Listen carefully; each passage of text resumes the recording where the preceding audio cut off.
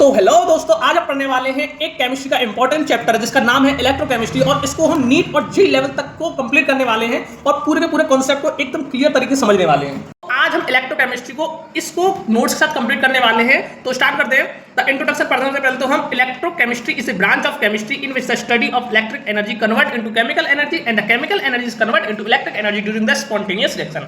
इसका कहने का मतलब ये है कि वो कह रहा है कि इलेक्ट्रिक केमिस्ट्री जो एक ब्रांच है केमिस्ट्री की जिसके अंदर हम पढ़ते हैं जो केमिकल एनर्जी है और यहाँ पे जो इलेक्ट्रिक एनर्जी है वो केमिकल एनर्जी और इलेक्ट्रिक एनर्जी या तो चेंज होती है इलेक्ट्रिक एनर्जी में या केमिकल एनर्जी में। मतलब कि electric energy convert into chemical energy, यानी कि इलेक्ट्रिक एनर्जी केमिकल एनर्जी में चेंज होती है और chemical energy is convert into electric energy, chemical energy electric energy में चेंज होती है। अगर आप याद हो तो आपके यहाँ एक घड़ी लग रही होगी या फिर कुछ होगा, टॉर्च होगी, तो टॉर्च के अंदर सेल्स डाले जाते हैं। तो सेल्स के अंदर क्या होता है, इलेक्ट्रोलाइट भरा होता है, वही एक केमिकल होता है। केमिकल क्या करता है, वही आपके टॉर्च या फिर घड़ी को बिजली देने या फिर चलाने का काम करता है। चलो अब नेक्स्ट टॉपिक पर चलते हैं, इनका नाम है इलेक्ट्रोड और half cell. Electrode half cell क्या कहते हैं, वो कहता है when the electronic conductor is contact with an electrolytic conductor is known as a electrode और हाफ और रेडॉक्स कपल। मतलब कहने का ये है कि यदि हम अगर एक बर्तन ले लें, बर्तन की हम इलेक्ट्रोलाइट गिर दें, इलेक्ट्रोलाइटिक कंडक्टर गिर दें। अब आप सोचो इलेक्ट्रोलाइटिक कंडक्टर क्या है, वो हम आगे जाके मैं बता दूंगा, डोंट वरी। तो उसके अंदर उसी का कंडक्टर डाल दिया जाता है, यानी कि कोई भी आयरन ले लो, आयरन की रॉड डाल दो उसके अंदर। जैसे ही आयरन की रॉड डालते हैं तो उसके अंदर तो एक पोटेंशियल डेवलप होता है जिसे इलेक्ट्रिक पोटेंशियल के नाम से भी जाना जाता है, वो हम आगे जाकर के पढ़ेंगे। ठीक है, अब चलते हैं हम आगे। तो एक नोट की बात करना, सेल का कहता है, सेल होता है when two half cell join together known as cell. यदि दो हाफ सेल को ज्वाइन कर दिया जाता है उसी को सेल के नाम से भी जाना जाता है। अब पढ़ते हैं हम टाइप्स ऑफ सेल। टाइप्स कितने प्रकार के होते हैं। अब देखो हमारे यहाँ दो प्रकार के पढ़ाए जाएंगे, तो उनका नाम है इलेक्ट्रोलाइटिक सेल और इलेक्ट्रोकेमिकल सेल। तो इलेक्ट्रोलाइटिक सेल क्या होता है, a cell in which the electric energy convert into chemical energy. वो सेल जो इलेक्ट्रिक एनर्जी को केमिकल एनर्जी में कन्वर्ट करते हैं उन्हीं को इलेक्ट्रोलाइटिक सेल कहा जाता है। और इलेक्ट्रोकेमिकल सेल किसे कहते हैं, electrochemical cell a cell in which chemical energy is convert into electric energy. वो सेल जो केमिकल एनर्जी कन्वर्ट करते हैं इलेक्ट्रिक एनर्जी में उनको इलेक्ट्रोकेमिकल सेल कहा जाता है। और हम इस पूरे चैप्टर में मैक्सिमम टाइम इलेक्ट्रोकेमिकल सेल के बारे में ही बात करने वाले हैं। अब करते हैं हम इलेक्ट्रोलाइट। जो मैंने आपको कहा था electrolyte is substance that in the solution और a molten state which conduct a electric current and simultaneous decompose. तो इलेक्ट्रोलाइट एक सब्सटेंस होता है, एक केमिकल होता है जो कि उसके अंदर डाला जाता है या सॉल्यूशन या मोल्टन स्टेट में, यानी कि जेलियस स्टेट में। तो वो क्या करता है, वो इलेक्ट्रिक करंट फ्लो करवाने का काम करता है और डिकम्पोज होने का काम करता है। हम पढ़ते हैं इलेक्ट्रोड पोटेंशियल। इलेक्ट्रोड पोटेंशियल क्या कहता है, a potential difference develop between the electrode and electrolyte which is called the electrode potential. यानी कि जो पोटेंशियल आपने फिजिक्स में पढ़ा होगा वही पोटेंशियल है। अब पोटेंशियल जब डेवलप होता है इलेक्ट्रोड और इलेक्ट्रोलाइट के बीच में उसी को इलेक्ट्रोड पोटेंशियल कहा जाता है। जैसे कि हम इसको ग्राफ के द्वारा हम समझेंगे आगे। ठीक है, तो हम चलते हैं। When the electrode potential is measured in standard condition is known as standard electrode potential. मतलब कहने का मतलब ये स्टैंडर्ड कंडीशन यानी कि STP यानी कि 1 atm प्रेशर, और ये आपने पढ़ा होगा। तो उसमें जब नापा जाता है तो उसको ही कहा जाता है स्टैंडर्ड इलेक्ट्रोड पोटेंशियल। अब एक नोट में याद रखना कि electrolyte cell just like a charging और बैटरी एंड नॉन स्पॉन्टेनियस। यानी कि चार्जिंग बैटरी का मतलब ये है कि आपके यहाँ जो बैटरी लगी होगी या फिर जिसके यहाँ इन्वर्टर लगा होता है उनके अंदर एक बैटरी आती है, बैटरी को हम चार्ज करते हैं। तो वही एक तरीके से मान लो इलेक्ट्रोलाइटिक सेल एक तरीके से बैटरी चार्जिंग हो रही है, बैटरी चार्ज हो रही है। ओके। और electrochemical cell just like a discharging of battery and spontaneous, यानी कि आपको बिजली दे रहा है। तो बैटरी आप देखोगे आपकी जब लाइट चली जाती है तो इन्वर्टर बिजली देने लग जाता है, उसी को कहते हैं डिस्चार्जिंग ऑफ बैटरी, यानी कि बिजली की खपत हो रही है। तो इलेक्ट्रोकेमिकल सेल जो होता है वो डिस्चार्जिंग ऑफ बैटरी के बराबर होता है। अब आता है आपके जो चैप्टर में है वो मैक्सिमम टाइम आपको गैल्वेनिक सेल ही पढ़ा जाएगा। तो गैल्वेनिक सेल क्या कहता है, galvanic cell is the electrochemical cell. कैसा सेल है ये, इलेक्ट्रोकेमिकल सेल है which convert energy by a spontaneous reaction in this cell anode made by zinc and cathode made by copper. तो आपके एनसीईआरटी में ये दे रखा है कि जो गैल्वेनिक सेल होता है, गैल्वेनिक सेल जो है Zn से बनता है एनोड और कैथोड बनता है कॉपर से। और ये एनोड कैथोड का है वो इलेक्ट्रोड ही होते हैं, ये इनके नाम रख दिए गए हैं। अब इनको किस वजह से नाम रखे गए हैं वो हम आगे जाके पढ़ेंगे। तो देखो ये है एक सेल, यानी कि एक बर्तन ले लिया, इसके अंदर इलेक्ट्रोलाइट डाल दिया, ये भी एक बर्तन ले लिया, इसमें इलेक्ट्रोलाइट डाल दिया, उसमें इलेक्ट्रोड डाल दिए। अब देखो इलेक्ट्रोड किसका होगा, कॉपर का होगा, और एक एनोड जो होगा वो जिंक का होगा। अब देखो क्या होगा कि इसमें एनोड और कैथोड, एनोड पर हमेशा याद रखना, एनोड पर क्या होता है, एनोड पे हमेशा ऑक्सीडेशन होता है और कैथोड पर रिडक्शन। तो याद रख लो एनोड ऑक्सीडेशन, कैथोड रिडक्शन। अब देखो एनोड क्या होगा, इसके अंदर अब Zn जो है, Zn क्या करेगा, Zn 2 पॉजिटिव बनाएगा, 2 इलेक्ट्रॉन छोड़ देगा, 2 इलेक्ट्रॉन यहाँ छोड़ दिए। अब कॉपर क्या करेगा, कॉपर 2 इलेक्ट्रॉन लेगा, लेकिन देखो कॉपर 2 इलेक्ट्रॉन लेने के लिए वो यहाँ से लेने की कोशिश नहीं कर सकता क्योंकि इसके अंदर इलेक्ट्रॉन है ही नहीं। तो तो क्या करेगा, यहाँ पे जो नेगेटिव चार्ज है इस पे जो इलेक्ट्रॉन गए हैं वो इलेक्ट्रॉन यहाँ से फ्लो होंगे, फ्लो होने की वजह से यहाँ पर आएगा और कॉपर जो है डिकम्पोज होने लग जाएगा। ओके, अब क्या होगा कि जैसे ही यहाँ से करंट, जैसे ही यहाँ से इलेक्ट्रॉन फ्लो यहाँ होंगे, और हम जानते हैं जब इलेक्ट्रॉन जिस तरफ फ्लो होते हैं उसकी उल्टी ही डायरेक्शन में करंट फ्लो होता है। तो इसका मतलब यह है अगर इलेक्ट्रॉन यहाँ से यहाँ जा रहे हैं और करंट इस तरफ जा रहा है तो इलेक्ट्रॉन यहाँ जा रहे हैं और करंट इस तरफ जा रहा है। बहुत से लोग कंफ्यूज हो जाते हैं कि एक्चुअल में इलेक्ट्रॉन और करंट कहाँ से कहाँ फ्लो होता है। तो हमेशा याद रखना जहाँ नेगेटिव वैल्यू है, अब नेगेटिव वैल्यू पे अगर आप यहाँ से इलेक्ट्रॉन लाओगे तो इलेक्ट्रॉन यहाँ पे तो आने से रखेगा कि रिपल्सन करता है नेगेटिव चार्ज, क्योंकि electron also are negative. Okay, तो इसीलिए हमको समझ जाना चाहिए कि इलेक्ट्रॉन यहाँ से जाएंगे और हमें पता ही रहता है कि इलेक्ट्रॉन जहाँ जाते हैं उसकी उस उल्टी डायरेक्शन में करंट फ्लो होता है। तो ये करंट, अब देखो ये सॉल्ट ब्रिज जो होता है वो अगर या किसी चीज का बना होता है जो कि इसको कंप्लीट करवाने के लिए जरूरी होता है। अब नोट में हमें दे रखा है एनोड और कैथोड। मैं एनोड के बारे में बता दूंगा जिस जगह पे ऑक्सीडेशन होता है, और कैथोड हम जानते हैं जिस पर रिडक्शन होता है। अब ये सब नोट में आपको लिखना चाहे लिख लो। अगर आपको नोट्स चाहिए तो हमारे टेलीग्राम चैनल को ज्वाइन कर लेना और कमेंट में मुझे कमेंट कर देना, मैं आपको टेलीग्राम का लिंक भेज दूंगा। ओके, अब बारी है इलेक्ट्रोकेमिकल सेल्स की। अब देखो एनसीईआरटी में ना एक एक्सपेरिमेंट दे रखा है जो आपको पढ़ना पड़ेगा। तो क्या होता है एक्सपेरिमेंट में, एक्चुअल में हम जैसे ही एक सेल बनाते हैं, ये एक सेल बन गया क्योंकि ये एक इलेक्ट्रो, ये electro, half cell, it is made of cell. Okay, तो बाहर से ना एक वो अलग से सेल डाल दिया जाता है और हम क्या करते हैं उसका जो पोटेंशियल होता है, पोटेंशियल बढ़ाते हैं, बढ़ाते। तो क्या होता है, इसका भी एक पोटेंशियल रहा होगा कोई ना कोई। हम मान लेते हैं इसका 1.1 पोटेंशियल है और 1.1 पोटेंशियल से कम ही है बाहर वाले का पोटेंशियल। तो क्या होगा, electron flow from Zn to copper. Obviously बात है Zn टू कॉपर, इसमें कोई फर्क ना पड़ेगा नहीं। और copper deposit at cathode, copper deposit at cathode. आप सोच रहे होंगे कॉपर डिपोजिट एट कैथोड क्या हो रहा है, तो अभी मैं समझाता हूँ, रुको। तो कॉपर डिपॉजिट होने का क्या मतलब है, एक्चुअल में क्या होता है, यहाँ से आते हैं इलेक्ट्रॉन। अब देखो ये जो इलेक्ट्रोलाइट सॉल्यूशन होता है मैक्सिमम टाइम इसी के सॉल्यूशन में डालते हैं। जैसे कि ये कॉपर है तो कॉपर SO4 डाल दिया, Zn होता है तो ZnSO4 डाल देते हैं। ओके, अब देखो कॉपर SO4 डिपॉजिट होता है, डिपॉजिट मतलब जमा होना। जमा कैसे होता है, इलेक्ट्रॉन यहाँ पे आते हैं तो कॉपर क्या होता है, कॉपर 2 पॉजिटिव में होता है, कॉपर 2 पॉजिटिव में, तो अभी इलेक्ट्रॉन करके कॉपर में बन जाएगा। तो मतलब ये सॉलिड स्टेट में बन गया कॉपर में। अब देखो ये भी कॉपर और ये CuSO4, तो जैसे ही कॉपर बनेगा ये करेगा, ये यहाँ H लेगा और यहाँ पर जो कॉपर जमा होने लग जाएगा, जिसकी वजह से SO4 सॉल्यूशन यहाँ रह जाएगा। और अब आप क्या सोचोगे कि अब Zn का क्या होगा, Zn क्या होगा, यहाँ पे देख लो, यहाँ पे इलेक्ट्रोड है Zn का, ये Zn का है, और यहाँ पे जो है ZnSO4 डाल दिया, ZnSO4 डाल दिया, और यहाँ पे इलेक्ट्रोलाइट डाल दिया। अब क्या होगा, यहाँ पे जो जैसे ही 2 इलेक्ट्रॉन लूज करेगा, Zn2 पॉजिटिव बनाएगा, यहाँ से 2 इलेक्ट्रॉन लूज करके, तो क्या होगा कि यहाँ पे जो है खपत होना स्टार्ट हो जाएगी, यानी खत्म होना स्टार्ट हो जाएगा कॉपर। और एक समय ऐसा आएगा कि ये पूरा का पूरा यहाँ तक खत्म हो जाएगा, कुछ नहीं बचेगा इसके अंदर। तो आपको पता होगा डिपॉजिट क्या है, मैंने बता दिया। तो अब हम आगे चलते हैं। जैसे ही ई एक्सटर्नल यानी कि बाहर का जो वोल्टेज 1.1 वोल्ट के बराबर आता है तो क्या होता है, नो फ्लो ऑफ इलेक्ट्रॉन, यानी कि यहाँ पर इलेक्ट्रॉन का फ्लो हमें मिलता ही नहीं है। और करंट, अगर इलेक्ट्रॉन ही फ्लो नहीं होगा तो करंट तो बिल्कुल फ्लो नहीं होगा। तो इसका मतलब यह है कि जैसे ही हम एक्सटर्नल वोल्टेज लगाते हैं 1.1 वोल्ट लगाते ही, तो यहाँ पर कोई भी इलेक्ट्रॉन या फिर कैथोड का कोई भी एक्सचेंज देखने को नहीं मिलता है। तो ऑब्वियस बात है कॉपर ना तो डिपॉजिट होगा ना ही ये खर्च होगा। तो अब एक और देखते हैं क्या होता है, when the E external is 1.1 volt से ज्यादा हो। तो ई एक्सटर्नल अगर 1.1 वोल्ट से ज्यादा हुआ तो क्या होगा, इलेक्ट्रॉन फ्लो ऑन Cu2Zn, तो इलेक्ट्रॉन जो है उल्टी डायरेक्शन में फ्लो होना स्टार्ट करेंगे, क्योंकि ये एक तरीके से फोर्स लगाएगा। अब ये फोर्स लगाएगा तो इलेक्ट्रॉन ऑब्वियस बात है उल्टी डायरेक्शन में हो जाएंगे, करंट भी उससे उल्टी डायरेक्शन में हो जाएगा, और Zn डिपॉजिट यानी कि जहां पर कॉपर डिपॉजिट हो रहा था वहां Zn डिपॉजिट होने लग जाएगा, क्योंकि इलेक्ट्रॉन अब यहां से यहां जा रहे हैं। तो Zn2 पॉजिटिव Zn से एक्सचेंज हो जाएगा और copper dissolve in copper electrolyte. अब कॉपर जो है डिसॉल्व होने लग जाएगा कॉपर इलेक्ट्रोलाइट में। अब हमारा नेक्स्ट टॉपिक आता है सेल पोटेंशियल। अब देखो इसको बताने से पहले मैं आपसे एक बात कहना चाहूंगा, अगर आप अभी तक इस वीडियो को देख रहे हो तो हमारे चैनल को सब्सक्राइब जरूर कर देना और बेल आइकन पर भी जरूर क्लिक कर देना। ओके, तो पढ़ते हैं। It is the sum of oxidation potential anode and reduction potential of cathode. देखो एनोड पर ऑक्सीडेशन होता है और कैथोड पर रिडक्शन होता है, तो उन्हीं का जो सम होता है वो वही कहते हैं सेल पोटेंशियल। अब इसकी एक और लैंग्वेज है, उसको पढ़ते हैं एनसीईआरटी के according. It is the difference of redox oxidation potential of cathode and redox oxidation potential of anode. अब देखो क्या कहना चाह रहा है, तो ये क्या कह रहा है, E cell oxidation potential of anode, oxidation potential of anode पर जो ऑक्सीडेशन होता है उसका जो पोटेंशियल होता है वो, और रिडक्शन पोटेंशियल ऑफ कैथोड यानी कि ओवरऑल जो पोटेंशियल होता है उसकी बात होनी चाह रही है। अब देखो होगा क्या है कि अगर हम ऑक्सीडेशन पोटेंशियल एनोड को हम minus reduction potential of cathode भी कह सकते हैं, क्योंकि ऑक्सीडेशन में क्या होता है उल्टा, तो बस सामने माइनस लग जाएगा, तो इसी को कहते हैं हम minus reduction potential of anode plus reduction potential of cathode.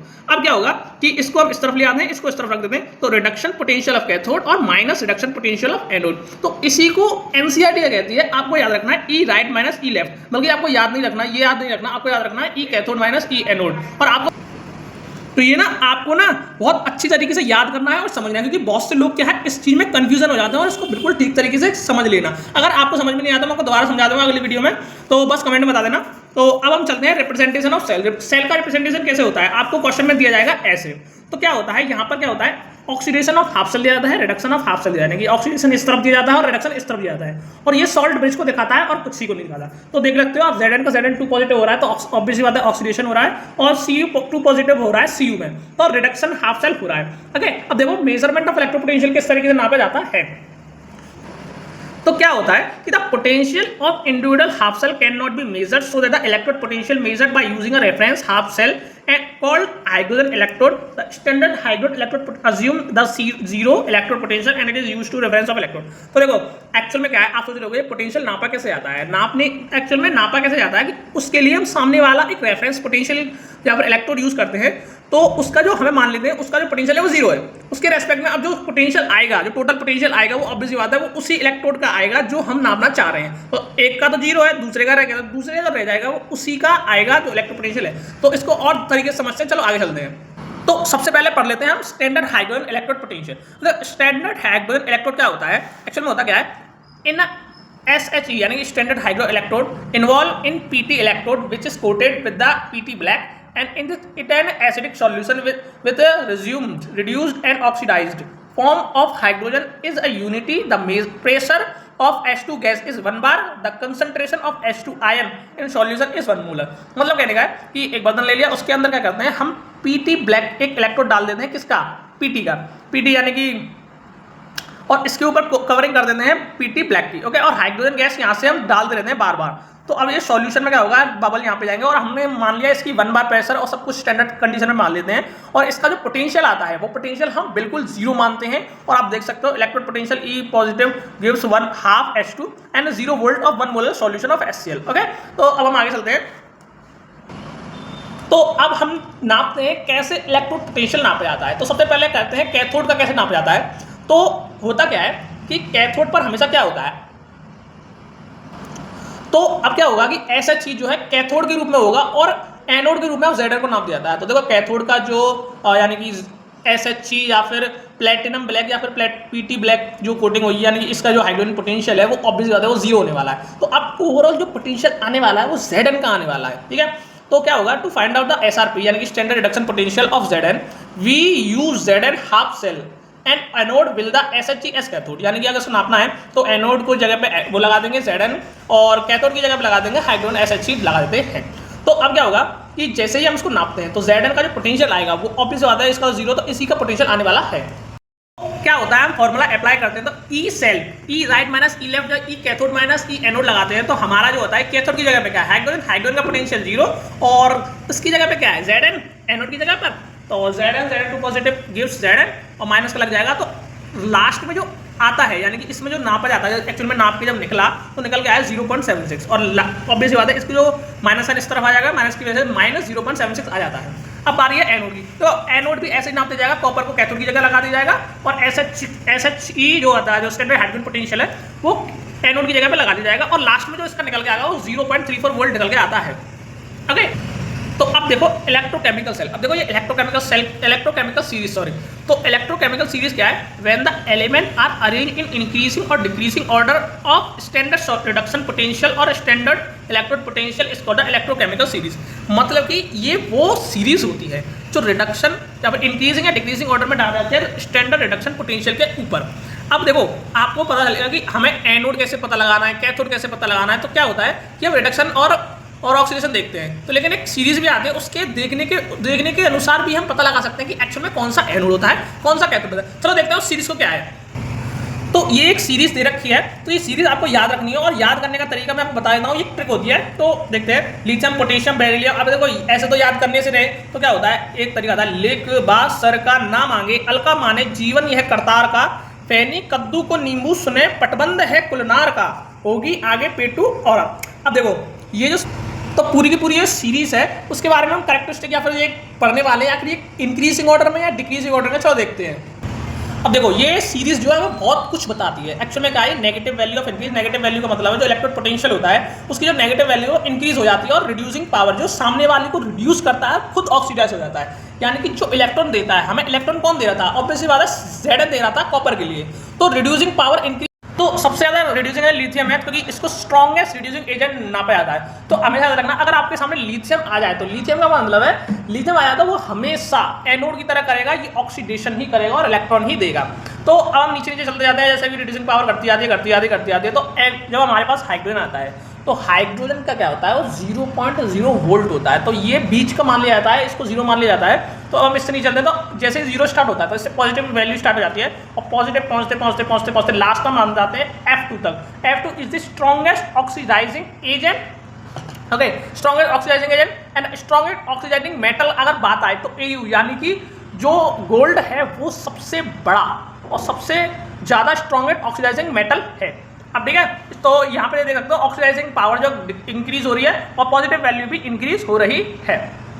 तो अब तो आपको पता लग ही गया होगा कौन सा एनोड है कौन सा कैथोड है। देखो जो ऊपर वाला होता है, यानी कि ऊपर वाला, यानी कि जैसे कि एल्यूमिनियम से ऊपर मैग्नीशियम, तो मैग्नीशियम हमेशा एनोड का काम करेगा और एल्यूमिनियम कैथोड का काम करेगा।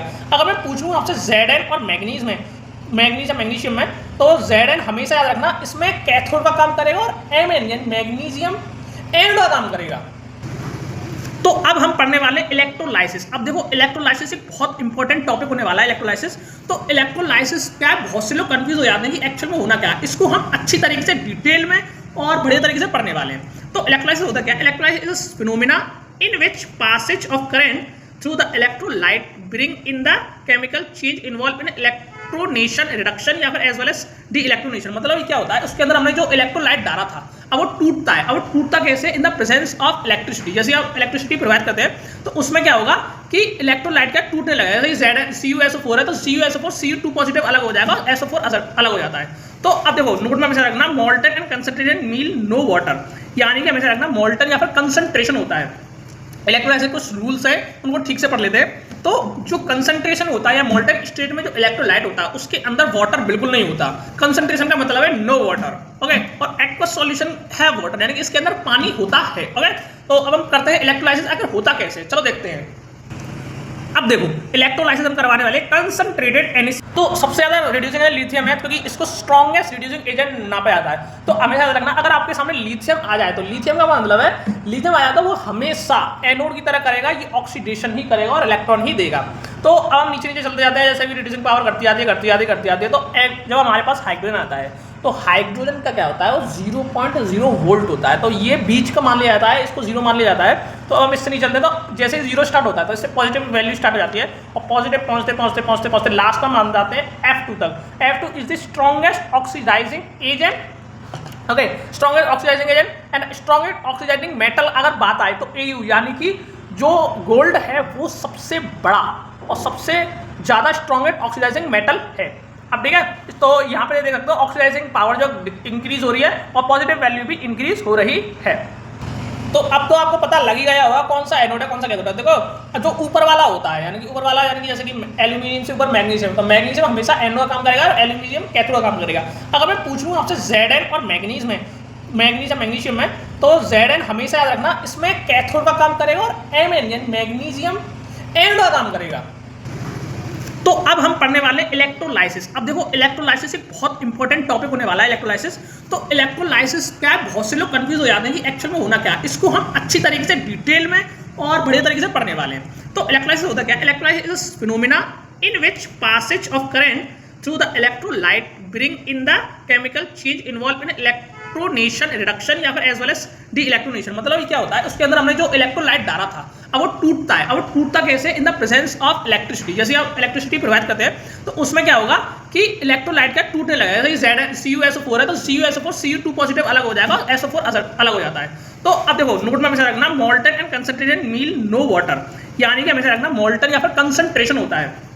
इलेक्ट्रोलाइसिस कुछ रूल्स है उनको ठीक से पढ़ लेते हैं। तो जो कंसंट्रेशन होता है या मोल्टन स्टेट में जो इलेक्ट्रोलाइट होता है उसके अंदर वाटर बिल्कुल नहीं होता।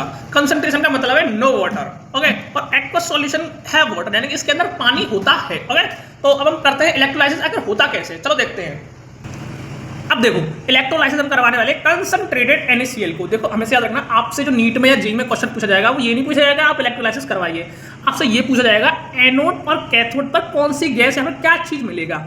तो क्या होगा NaCl करवाने वाले हैं तो क्या होगा NaCl क्या होगा, Na पॉजिटिव में टूट जाएगा और Cl नेगेटिव में टूट जाएगा। तो देखो ये क्या करेगा, ये अपने ये अनस्टेबल होता है Cl नेगेटिव, तो Cl नेगेटिव अपने आप को स्टेबल करने के लिए क्या करेगा, अपने आप को रिडक्शन करेगा। और रिडक्शन कहाँ होता है, रिडक्शन कहाँ होता है, रिडक्शन होता है या फिर ऑक्सीडेशन करेगा या ऑक्सीडेशन करेगा। अब इलेक्ट्रॉन देकर के ऑक्सीडेशन करेगा, तो ऑक्सीडेशन करने की वजह से ये ऑक्सीडेशन होता है एनोड पर, तो एनोड करेगा, एनोड पर जाएगा, एनोड पर Cl negative minus gives half Cl2, यानी कि Cl2 गैस निकलेगी और इलेक्ट्रॉन हमको मिल जाएगा।